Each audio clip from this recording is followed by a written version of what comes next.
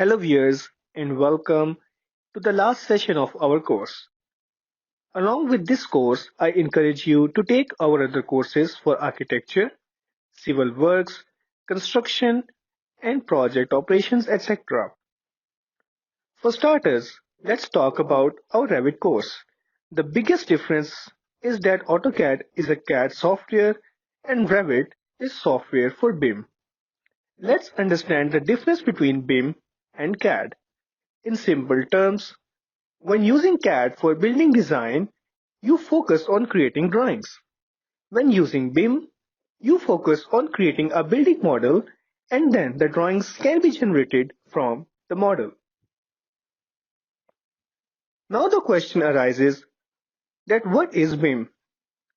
BIM is Building Information Modeling. It is an intelligent 3D model based process that gives architecture, engineering and construction AEC professionals the insight and tools to efficiently plan, design, construct, and manage buildings and infrastructure. Now, what is CAD? CAD is computer aided design. CAD software provides technology for architects, engineers, and construction professionals to design and create precise 2D and 3D drawings, replacing manual drafting with an automated process. And finally, the difference between Revit and AutoCAD. Well, AutoCAD is a general drawing tool with broad application. Revit is a design and documentation solution supporting all phases and disciplines involved in a building project.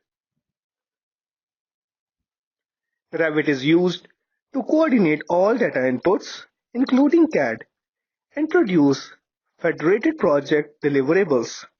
Both programs are often used within the same firm with BIM and CAD specialists working on different elements of a project. That's all for now.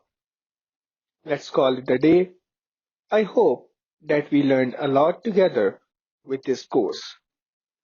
I would again strongly encourage you to take our other courses, and for starters, I would recommend Autodesk Revit, as you can learn a lot of more things about BIM than I have told you just now. That's all from my side. Take care.